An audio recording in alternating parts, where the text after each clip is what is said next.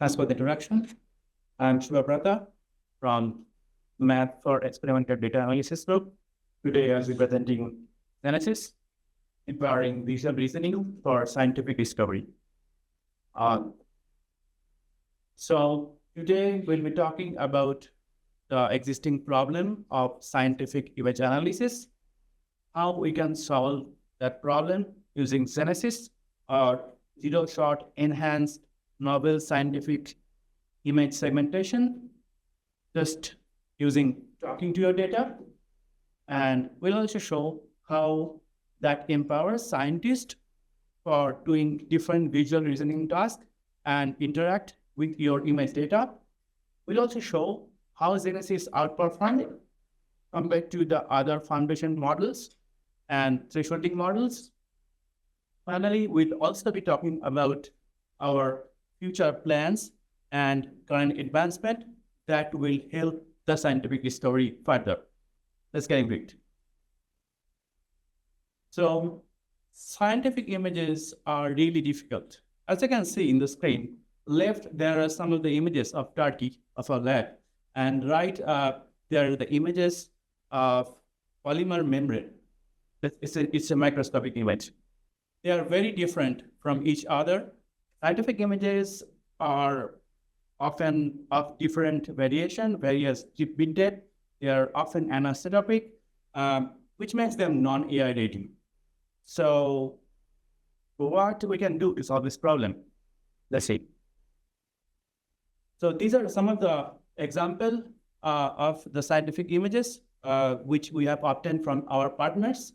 There are images, there are volumes like FIPSEM, Microcity, and many others. You can see the amount of anisotropy and the amount of noise in those images and volumes, which makes them very difficult for any image or scientific understanding task. So we say that we can solve this problem literally by talking to your data. How we can do that? So you upload your raw image or volume from the platform, the Zenesis platform. You can just use a natural language-based prompt or description, what you want to see. Like here, you can see you just load the porous layer. It's the layer at the middle, which you want to segment or you want to see. Then we run the Zenesis segmentation pipeline, which takes just few seconds, even in a CPU platform. It's even faster in NAS or other supercomputer platform. And that's it. You get the area you want to segment. It not only shows that or highlighted area, it also shows the extracted segment of the porous layer, as you can see. Let's, in the next slide, have a look. How is that even possible? How you can use natural language-based prompt to do this segmentation. So the mystery behind is the grounding.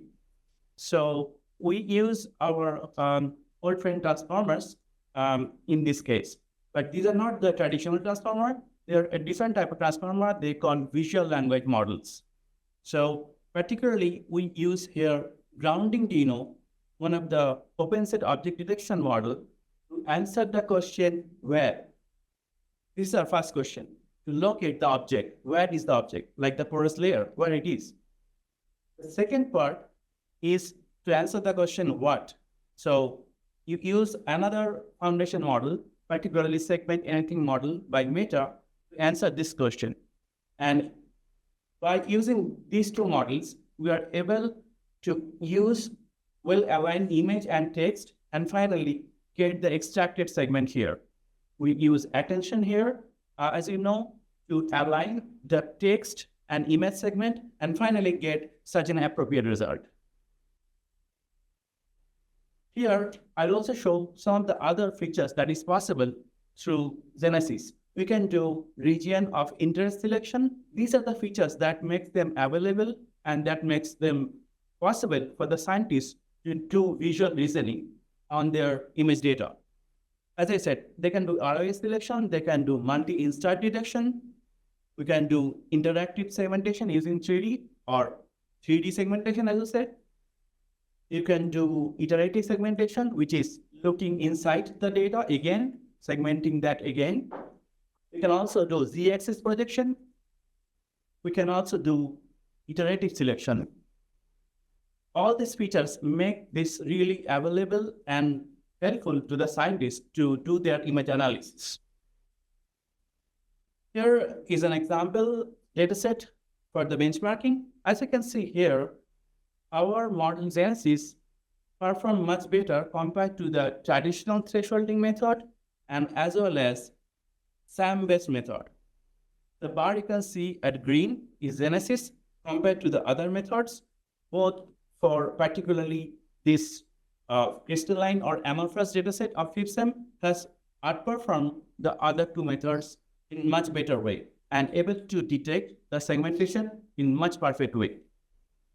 Not only this FIBSEM particular dataset, we also applied this with other type of scientific image dataset, which includes cryo-TEM, micro-CT, and many more. It shows with consistency in accuracy, IU, and dye score that how it can perform well with other type of scientific images and volume as well. One other feature of Zenesis is it is possible to do the benchmarking right into the tool itself. You don't need a different tool or different API to see how is it working. You can literally use this to see how good it is, to how good your algorithm is working on the data inside this Zenesis platform itself.